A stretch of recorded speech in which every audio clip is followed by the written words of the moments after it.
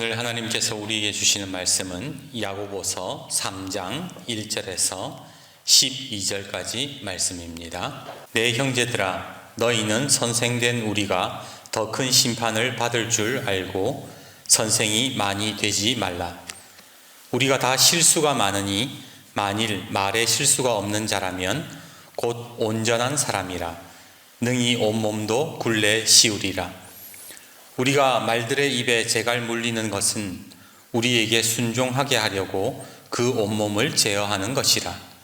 또 배를 보라. 그렇게 크고 광풍에 밀려가는 것들을 지극히 작은 키로서 사공의 뜻대로 운행하나니 이와 같이 혀도 작은 지체로 돼 큰 것을 자랑하는도다.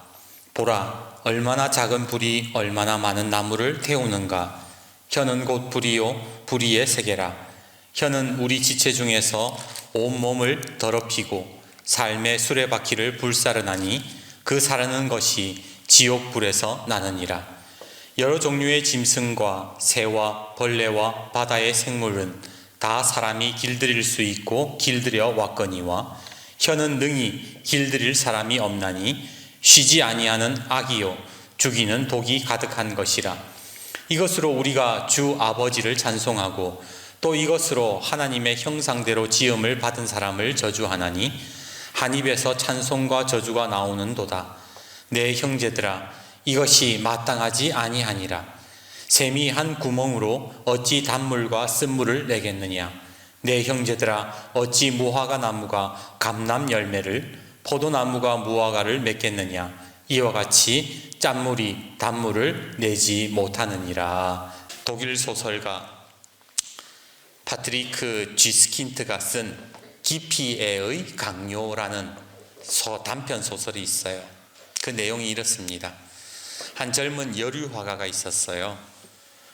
그림 전시회를 열었습니다. 그리고 다음 날 평론가가 자신의 그림에 대한 비평을 한 기사를 보게 되었는데 그 신문에 어떻게 쓰여져 있었냐면 그녀의 그림에는 깊이가 없다, 이런 글을 보게 된 거예요. 충격을 받았습니다. 그 다음 날부터 잠을 못 자는 거예요. 내 작품에, 내 그림에 깊이가 없다고? 매일 그 생각을 하다 보니까 모든 사람들이 자기 작품을 비웃는 것 같아요. 깊이가 없다고 수군수군 거리는 것 같아요. 그리고는 무너졌습니다. 그 책의 내용이 이렇습니다. 그 다음 주 내내 그녀는 전혀 그림에 손을 대지 않았다. 말없이 집안에 멍하니 앉아 생각에 잠기는 그녀의 머릿속에는 오로지 한 가지 생각뿐이었다. 왜 나는 깊이가 없을까? 돈이 떨어지자 그 여인은 자신이 그린 그림들을 전부 구멍내고 갈기갈기 찢었다. 그리고는 텔레비전 방송탑으로 올라가 139m 아래로 뛰어내렸다. 이 소설의 마지막이에요. 책을 읽는데 문득 옛날 생각이 나더라고요. 어떤 분이 저한테 그랬어요. 목사님도 장경동 목사님처럼 좀 재미있고 유익하게 설교 못합니까? 기분이 상했어요. 아무리 그래도 그렇지 면전에 대놓고 그런 말을 할 수 있는 겁니까? 쥐는 얼마나 잘나서?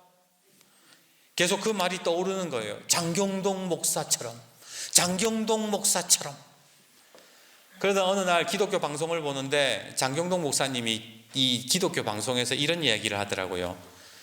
내가 웃기면 목사가 경박하다 말하고 내가 진지하면 왜 안 웃기냐고 하고 대체 누구 장단에 맞춰야 하는 거요? 나는 그냥 은혜 받은 대로 할랑께 신경 꺼.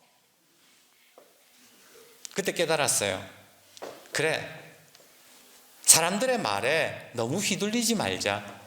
하나님이 주신 은혜대로 설교하고 목회하면 되는 거지. 뱁새가 황새 쫓아가려고 하다가 가랭이 찢어진다 그러잖아요. 오늘 여러분들은 어떠세요? 다른 사람들의 말에 영향을 많이 받는 편이세요? 어느 병원에 이런 글귀가 붙었대요. 개에 물려 다친 사람은 반나절 만에 치료하고 돌아갔습니다. 뱀에 물려 다친 사람은 3일 만에 치료를 마쳤어요. 그러나 사람의 말에 다친 사람은 아직도 입원 중입니다. 이 말은 사람의 말이라는 것이 얼마나 다른 사람에게 영향을 주는가, 영향을 끼치는가에 대한 말 아니겠습니까? 오늘 야고보 사도는 본문 1절에 이런 말씀을 하고 있습니다. 1절을 보십시오. 내 형제들아, 너희는 선생된 우리가 더 큰 심판을 받을 줄 알고 선생이 많이 되지 말라. 선생 되지 말아요. 아니 갑자기 왜 선생이 되지 말라고 하는 것인가? 그것은요, 우리가 온전하지 못하기 때문이라는 겁니다. 2절을 보세요. 우리가 다 실수가 많으니 만일 말에 실수가 없는 자라면 곧 온전한 사람이라 능히 온 몸도 굴레 씌우리라. 선생이라는 게 여기에서 직업을 이야기하는 게 아니에요. 누군가를 가르치려 드는 자리, 말을 많이 하는 위치를 말하는 거예요. 말이 많으면 실수가 많다고 하잖아요. 문제는 우리가 말을 많이 하든 적게 하든 우리가 온전하지 못하다라는 거예요. 내가 온전하지 못한데 뭔가 자꾸 잔소리하고 가르쳐 들려 하면은 역효과가 나타나게 되더라는 겁니다. 예전 신학교 다닐 때에 설교학 수업에서 교수님이 학생들에게 질문을 했어요. 여러분들은 설교할 때 제일 중요한 게 뭐라고 생각하세요? 학생들이 대답을 합니다. 저는 설교에서 제일 중요한 건 설교자의 열정이라고 생각합니다. 저는 설교자의 진정성이라고 생각해요. 저는 성도들을 사랑하는 마음이 제일 중요하다고 생각해요. 그러자 교수님이 이렇게 말합니다. 다 중요하지. 그런데 내가 목회를 경험한 바로는 성도들을 가르치려 들지 않는 것이라네. 성도들에게 가르치려고 들려고 하지 말라는 거예요. 목회자도 온전하지 못하잖아요. 목사도 흔들리고 실수하고 넘어집니다. 그런데 강단에 서면 자기가 마치 의로운 양 성도들에게 똑바로 살아라 그러고 매번 성도들의 연약함을 지적하고 가르치려 든다면 어떻게 되겠어요? 앉은 성도들의 속마음은 그래요. 너나 잘하세요. 그런 말 하지 않겠습니까? 그런 마음을 가지고 있는 그 성도들이 그런 마음을 가질 때 설교가 어떻게 은혜가 되겠습니까? 목사가 아무리 설교 준비 많이 하고 열정과 진정성이 있다 한들 성도들이 그 말씀에 동의하지 못하면, 아멘하지 못하면 그 설교는 죽은 설교가 되는 거예요. 오늘 야고보 사도가 말하고 싶었던 것도 이런 맥락과 같습니다. 야고보서 1장을 보면요, 야고보서 오늘 본문이 3장이잖아요. 야고보서 1장을 보면 야고보 사도가 이런 말을 합니다. 내 사랑하는 형제들아, 너희가 알지니 사람마다 듣기는 속히 하고 말하기는 더디하며 성내기도 더디하라. 사람이 성내는 것이 하나님의 의를 이루지 못함이라. 야고보 사도가 듣기는 속히 하고 말하기는 더디하라. 왜 이런 말을 했을까요? 그 당시에도 말만 뻔지르하게 말했던 사람들이 있었기 때문이라는 거예요. 그들이 누굽니까? 바로 바리새인과 율법사들이죠. 율법에 있어서는 그들을 대적할 자가 없었습니다. 그런데 그 인간들이 모여가지고 맨날 한다는 짓거리가 뭐예요? 누가 더 의로운가? 내가 의로우니까 너 똑바로 살아야 돼. 그러면서 걔네들이 뭐라 그래요? 너는 천국 못 가. 너는 이거 더러우니까, 너는 죄인이니까 너는 하나님의 은혜를 못 받아. 그런 이야기를 하고 다녔다라는 겁니다. 그리고 이런 자들을 향해서 예수님이 뭐라 그러세요? 화 있을진저 외식하는 자들아, 서기관과 바리새인들이여 회칠한 무덤 같으니 겉으로는 아름답게 보이나 그 안에는 죽은 사람의 뼈와 모든 더러운 것이 가득하도다. 말은 청산유수인데, 말은 아름답게 하는데 그 속에는 썩어 문드러졌다라는 거예요. 그래서 야고보 사도는요, 야고보서 1장에 듣기는 속히 하고 말은 적게 하라 이렇게 이야기하고 난 다음에 2장에서 뭐라고 얘기하냐면 야고보서 2장 14절에 이렇게 말씀합니다. 내 형제들아, 만일 사람이 믿음이 있노라 하고 행함이 없으면 무슨 유익이 있으리요? 그 믿음이 능히 자기를 구원하겠느냐? 그런 믿음으로 구원을 받을 것이라 너 생각했느냐? 말만 번지르게 하면 무슨 유익이 있느냐? 네가 움직여야지. 네가 행동해야지. 그렇게 이야기를 했다라는 거예요. 그러면서 계속 이렇게 말합니다. 만일 형제나 자매가 헐벗고 일용할 양식이 없는데 너희 중에 누구든지 그에게 이르되 평안히 가라, 덥게 하라, 배부르게 하라 하며 그 몸에 쓸 것을 주지 아니하면 무슨 유익이 있으리요? 이와 같은 믿음은 그 자체가 죽은 것이라. 말만 번지르게 하는 거, 그거 죽은 믿음이라고 이야기를 했다라는 겁니다. 그리고 이제 3장에 와서, 야고보서 3장에 와서 야고보 사도가 말에 대해서 어떻게 이야기를 하느냐, 4절에서 6절을 보세요. 또 배를 보라. 그렇게 크고 광풍에 밀려가는 것을 지극히 작은 키로서 사공의 뜻대로 운행하나니 이와 같이 혀도 작은 지체로 돼 큰 것을 자랑하도다. 보라, 얼마나 작은 불이 얼마나 많은 나무를 태우는가. 혀는 곧 불이요 불의의 세계라. 혀는 우리 지체 중에 온몸을 더럽히고 삶의 수레바퀴를 불살라나니 그 사르는 것이 지옥 불에서 나느니라.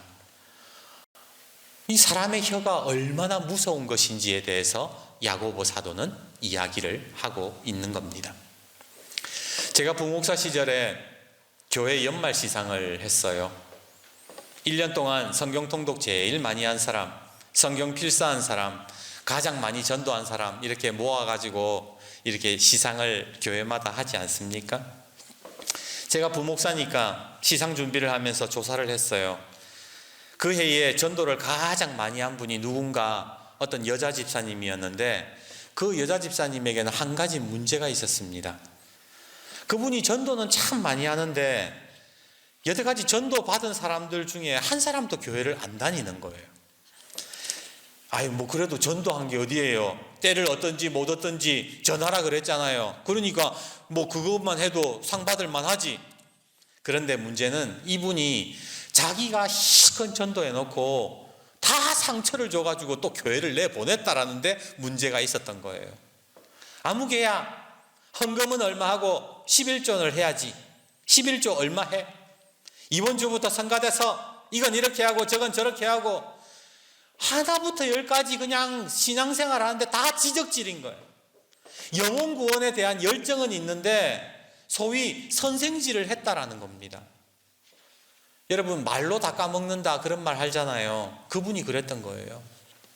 목회를 하다 보면 믿음은 참 좋은데 말로 다 까먹는 분들을 보게 됩니다. 봉사도 잘하고 일도 열심히 하는데 늘 입에는 불평과 불만이 가득한 분들이 있어요. 그래놓고 뒤에서 험담하고 이거는 비밀인데 너만 알고 있어라. 근데 그 비밀이 그 다음 주 되면 모든 성도들이 다 알고 있어. 너만 알아라 했는데. 험담하면 속이 시원할 수야 있겠지요. 내 편이 생긴 것 같고 할 말 못할 말 다 했으니까 마음 기분이 좋을 수 있습니다. 그런데 그렇다고 내 삶이 더 나아지고 행복해지더냐고요. 아니잖아요. 험담하면 험담할수록 내 영혼이 망가지는 거예요. 야고보 사도도 지금 이야기하고 있는 게 그겁니다. 혀 때문에 모든 것이 다 그 작은 불씨가 온 나무를 다 불태우지 않느냐. 9절과 10절을 보십시오. 이것이 뭐예요? 사람의 혀, 사람의 말. 이것으로 우리가 주 아버지를 찬송하고 또 이것으로 하나님의 형상대로 지음을 받은 사람을 저주하나니 한 입에서 찬송과 저주가 나오는도다. 내 형제들아, 이것이 마땅하지 아니하니라. 하나님 사랑한다 그러고 이웃 사랑해야 된다 그러고 하나님 말씀 얘기는 뻔지르게 하면서 왜 두말하냐는 거예요. 11절과 12절도 보세요. 샘이 한 구멍으로 어찌 단물과 쓴물을 내겠느냐. 내 형제들아, 어찌 무화과 나무가 감람 열매를, 포도나무가 무화과를 맺겠느냐. 이와 같이 짠물이 단물을 내지 못하느니라. 조금 전까지 그 입으로 찬송가 부르고 기도하고 하나님 찬양해놓고 돌아서면 험담하고 가르치려 들고 부정적인 말들을 왜 내냐는 거예요. 적어도 예수 믿는 사람이라면 좀 다르게 살아야 되는 거 아니냐, 야고보 사도는 이야기를 하고 있는 겁니다. 칭찬 한마디로 2달을 산다라는 이야기가 있어요. 미국의 유명한 지휘자와 유명한 성악가가 결혼을 했대요. 사람들이 부러워했습니다. 지휘자와 성악가가 결혼을 했으니까 이 둘이가 얼마나 궁합이 잘 맞고 잘 살겠느냐. 둘 다 음악하는 사람이니까 서로 보완해가지고 승승장구할 것 같았는데, 근데 이상하게도요, 사람들의 생각과는 다르게 이들 부부는 행복하지가 않고 불행했대요. 이유를 보니까 인류 지휘자인 남편은 아내에게 자꾸 지적질을 하는 겁니다. 이거 고쳐라, 저거 고쳐라. 아내가 노래를 부르면 날카로운 실력으로 부족한 점을 계속해서 가르쳐 드렸다는 거예요. 남편의 계속된 지적에 늘 다투기 일상, 결국 아내는 자존감이 떨어져서 성악을 포기하고 말았습니다. 그리고 이 둘은 결국 이혼을 하고 말았지요. 시간이 지나서 성악을 했던 여성이 재혼을 했대요. 근데 이번에는 음악하는 사람이 아니라 사업가와 재혼을 했습니다. 사업을 하는 남편은 음악에 대해서는 전혀 알지 못하는 문외한이었어요. 그런데 아내가 연습 삼아 부를 때마다 감격을 합니다. 야, 당신 진짜 노래 잘 부른다. 당신이 노래를 부르니까 내가 감동이 막. 그렇게 남편의 칭찬으로 아내가 다시 세워지고 무대에 설 수 있게 되었고 성악가로 성공을 했대요. 오늘 하나님의 말씀인 성경은 사람의 말이 얼마나 큰 힘이 되는지, 큰 능력이 있는지에 대해서 말씀합니다. 잠언 12장 18절과 19절, 칼로 찌름같이 함부로 말하는 자가 있거니와 지혜로운 자의 혀는 양약과 같으니라. 사람을 만나면요, 칼로 찌르는 듯이 말하는 사람들 있잖아요. 그런데 지혜로운 사람은, 하나님의 사랑을 받아들이고 예수를 믿는 사람들은요, 사람을 살리는 말을 한다라는 거예요. 잠언 18장 21절, 죽고 사는 것이 혀의 힘에 달렸나니 혀를 쓰기 좋아하는 자에는 혀의 열매를 먹으리라. 혀에는 열매가 있다는 거예요. 내가 악독한 말을 뱉으면 그 악독한 것이 열매를 맺고 선한 말을 하면 선한 것이 열매를 맺는다. 성경은 그렇게 말씀합니다. 그러기에 오늘 우리가 하나님의 말씀을 들었다면 어떻게 해야 되는 겁니까? 바로 사람을 살리는 말, 선한 말을 할 수 있어야 되는 거죠. 3절을 보세요. 우리가 말들의 입에 재갈을 물리는 것은 우리에게 순종하게 하려고 그 온몸을 제어하는 것이라. 여기에서 말은 우리가 그냥 말하는 이 말이 아니라 수레를 끄는 동물, 따가닥 말을 얘기하는 거예요. 근데 말의 재갈을 왜 물리는가? 우리 말에 순종하게 하려고 재갈을 물린다라는 거예요. 하나님 말씀에 순종하려면 뭐 해야 된다는 거예요? 내 입에 재갈을 물려야 된다. 야고보 사도는 그 이야기를 하고 있는 겁니다. 그렇다면 이제 우리가 말씀을 보면서 한 가지 질문이 나와야 되죠. 그렇다면 어떻게 하면 내 삶에, 내 입에 재갈을 물릴 수 있을까? 여러분, 어떻게 하면 내 입에 재갈을 물릴 수 있을까요? 아무 말도 안 하면 재갈을 물리는 걸까요? 사람은 말 못하고 말 안 하고는 살 수 없잖아요. 그럼 어떻게 내 입에, 내 언어 생활에 재갈을 물릴 수 있는가? 제가 설교를 준비하다가 이런 글을 봤어요. 당신은 잘 모르겠어 라고 말해도 하나님은 내가 네 발걸음을 인도하리라 말씀하십니다. 당신은 나는 너무 피곤해 라고 말할 때에 하나님은 내가 너에게 힘을 주리라 말씀하십니다. 당신은 나는 불가능하다라고 말해도 하나님은 모든 것이 가능하다 말씀하시고, 당신은 누구도 나를 사랑하지 않아 라고 말할 때 하나님은 내가 너를 사랑한다 말씀하십니다.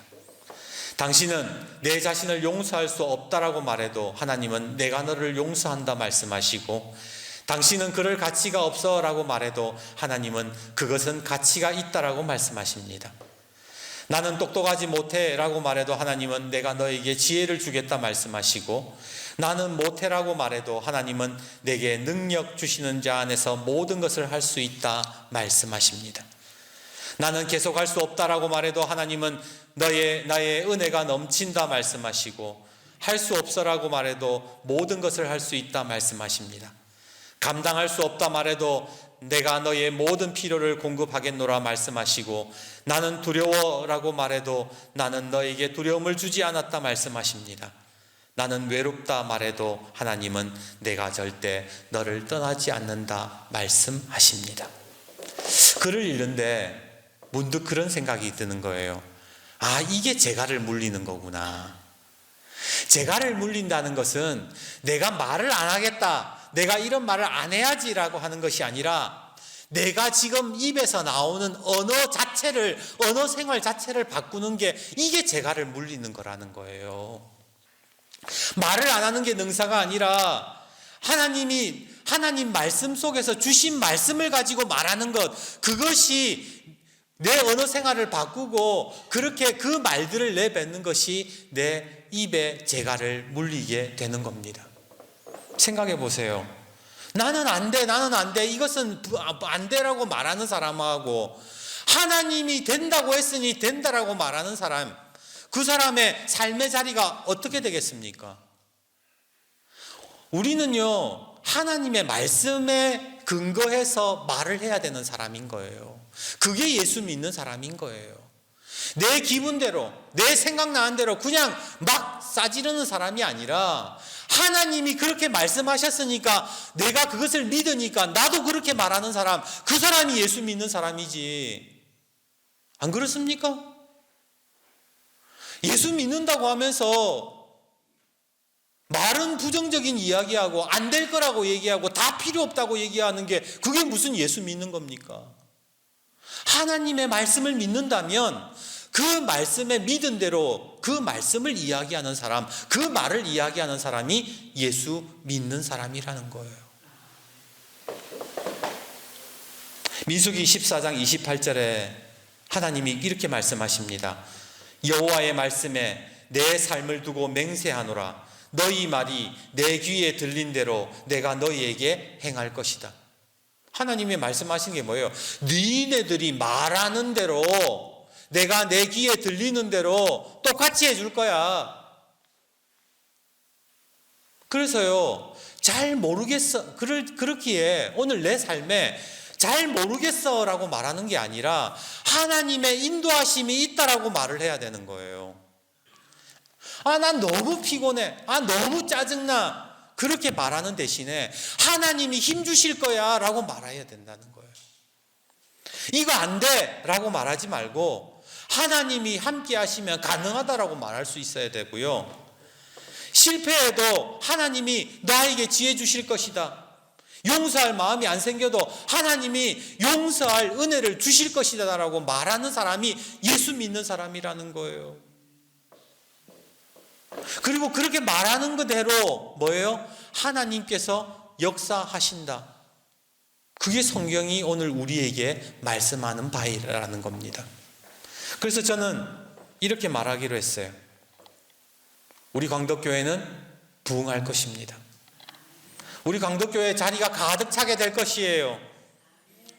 여기 있는 저 송 목사 엉뚱한 짓 안 하고 좋은 목사 될 겁니다. 우리 광덕교회 가정들의 구원이 임하고 하나님이 채워주실 것입니다. 그렇게 말을 계속하고 다니면 말하는 대로, 하나님 귀에 들린 대로 하나님께서 역사하실 줄 믿습니다. 그래서 그러는 거예요. 내 남편 이제 구원 받았습니다. 이제 내 남편, 내 아내 회복될 것입니다. 그렇게 말을 계속하고 다니면 하나님이 들린 대로 행해 주신다라는 거예요. 하나님이 채워주실 것이라고 말하고, 우리 자녀 하나님께서 붙잡아 주시고 하나님의 길로 인도해 주실 것입니다. 그렇게 말을 하고 다니라는 거예요. 개떡 같다 말하지 말고, 누구 욕 좀 하지 말고 긍정의 말을 하세요. 선한 말을 하세요. 은혜의 말을 하시고 마음껏 축복하세요. 그럴 때 하나님께서 귀에 들린 대로 행하실 것입니다. 이제 말씀을 맺습니다. 오광수 시인이 쓴 시가 있어요. 제목이 좋은 말을 하고 살면이라는 시예요. 말 한마디가 당신입니다. 좋은 말을 하면 좋은 사람이 되고 아름다운 말을 하면 아름다운 사람이 됩니다. 말 한마디가 당신의 생활입니다. 험한 말을 하는 생활은 험할 수밖에 없고 고운 말을 하는 생활은 고와집니다. 말 한마디가 당신의 이웃입니다. 친절한 말을 하면 모두 친절한 이웃이 되고 거친 말을 하면 거북한 관계가 됩니다. 말 한마디가 당신의 미래입니다. 긍정적인 말을 하면 아름다운 소망을 이루지만 부정적인 말을 하면 실패만 되풀이 됩니다. 말 한마디에 이제 당신이 달라집니다. 예의 바르며 겸손한 말은 존경을 받습니다. 진실하며 자신 있는 말은 신뢰를 받습니다. 좋은 말을 하고 살면 정말 좋은 사람입니다. 예수 믿는 사람들은 좋은 말 하는 사람들이에요. 하나님의 말씀, 매주 하나님께서 우리에게 주시는 그 말씀 있는 그것만을 이야기하고 살아도 우리의 인생이 달라질 거예요. 매 순간 하나님이 나를 사랑하십니다. 그 말을 하고 사는 사람은 정말 하나님의 사랑을 경험할 거예요. 근데 우리가 믿음이 없어서 하나님이 나를 사랑한다는 말을 안 하고 하나님이 왜 나한테 이런 힘들게 하느냐 그런 말들을 하니까 문제가 되더라는 거예요. 그래서요, 뭐 좀 답답하고 뭔가 좀 안 돼도요, 성경에 있는 말씀을 하고 우리 한번 살아봅시다. 하나님이 그렇게 해주실 거라고 약속하셨잖아요. 그러니 오늘 좋은 말을 하고 좋은 말 하는 대로 이루어지는 역사가 있기를 주님의 이름으로 축복합니다.